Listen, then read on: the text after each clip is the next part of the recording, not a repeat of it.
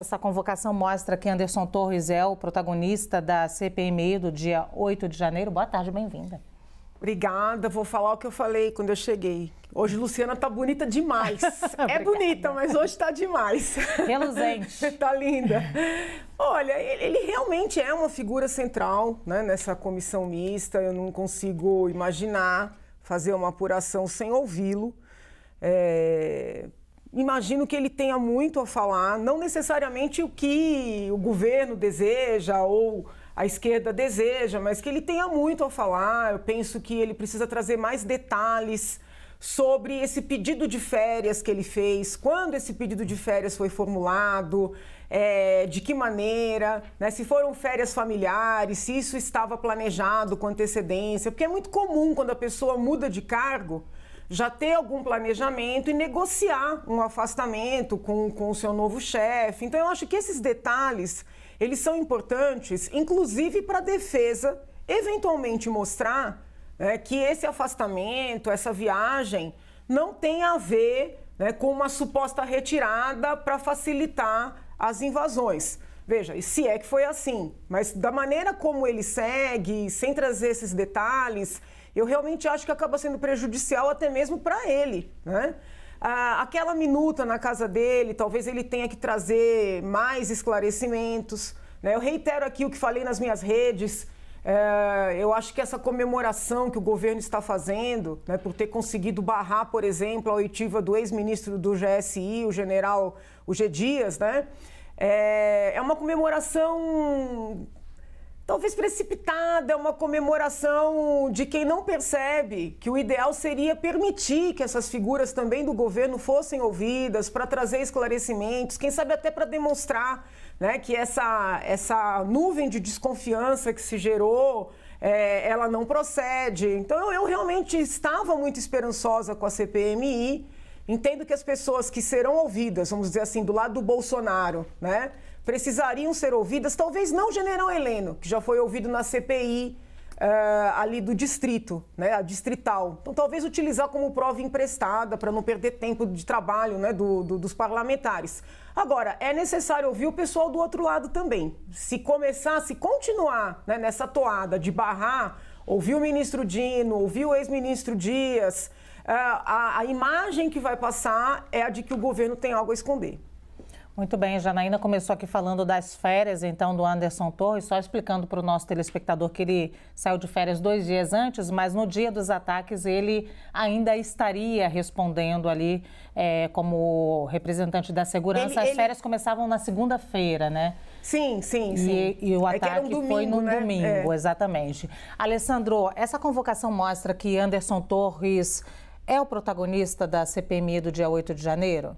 Olha, Lu, eu não sei se ele é o protagonista da CPMI, mas ele é uma das figuras mais importantes com relação aos fatos que aconteceram no dia 8 de janeiro. Eu acho que começamos a CPI, essa CPMI começou a partir do começo, literalmente, ou seja, a partir de uma pessoa-chave para explicar o que aconteceu. Mas eu já digo, eu não espero muita coisa desse depoimento, e digo por quê. O advogado diz que ele vai lá para dizer, né, para esclarecer a verdade. A questão, qual é o conceito de verdade que esse advogado está utilizando? Porque o Anderson Torres, ele tem processos judiciais contra ele e ele vai depor numa CPMI onde nitidamente ele vai ser pressionado. Esta CPMI começou com uma espécie de comemoração por parte da oposição, que queria muito também essa CPMI.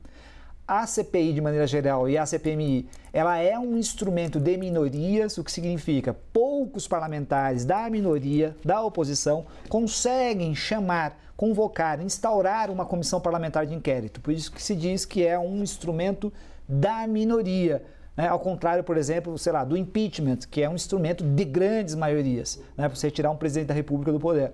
Então, eles conseguiram convocar a CPMI, contudo, não significa que eles vão ter o domínio, ou controle, ou direcionamento da Comissão Parlamentar de Inquérito.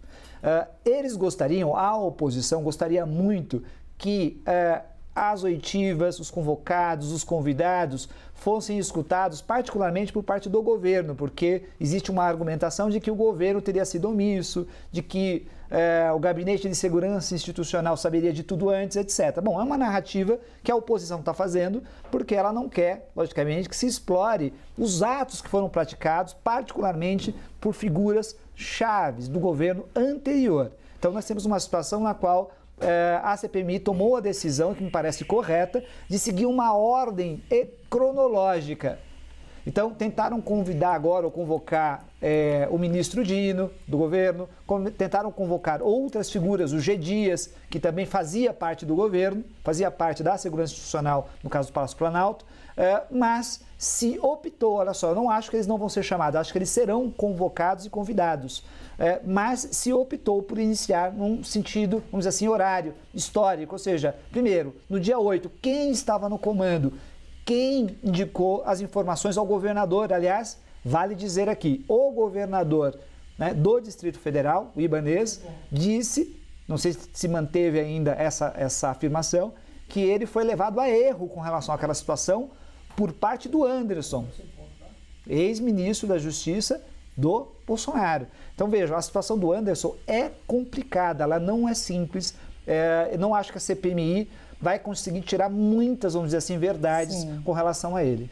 Ô, Janaína, essa ordem cronológica claramente proposta aí faz sentido para você?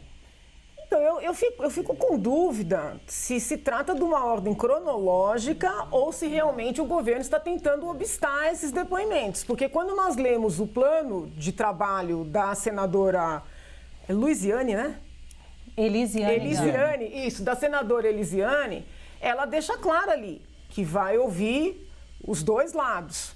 Só que ontem houve aprovação da oitiva apenas das pessoas ligadas ao ex-presidente. E, se eu entendi corretamente, rejeitaram a oitiva dessas figuras do governo Lula. Não se trata de narrativa, porque já são muitos os elementos a evidenciar que a ABIN, que é também um órgão do governo federal, já durante o governo Lula, avisou tanto o Ministério da Justiça como o Gabinete de Segurança Institucional.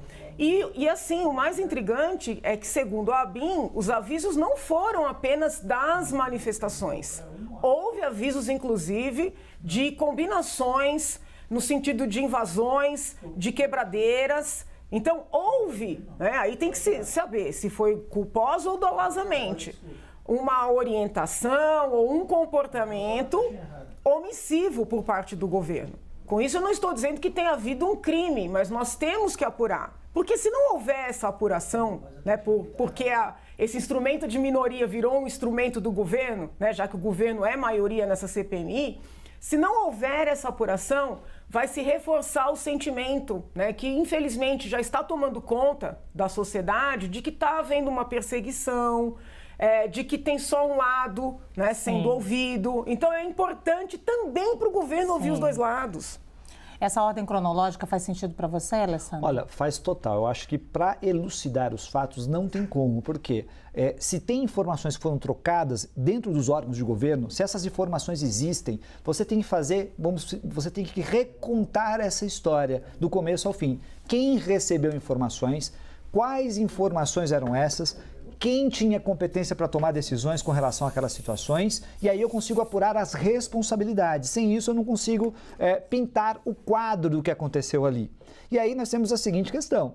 A oposição, é verdade, concordo, Janaína, que tem esse conflito com relação à ordem cronológica, eles querem chamar, logicamente, querem também elucidar as questões a partir do governo, G. Dias, se houve ou não omissão, que tipo de omissão houve. E eu já digo aqui claramente, se houve omissão, tem que apurar e responsabilizar. Apurar e responsabilizar.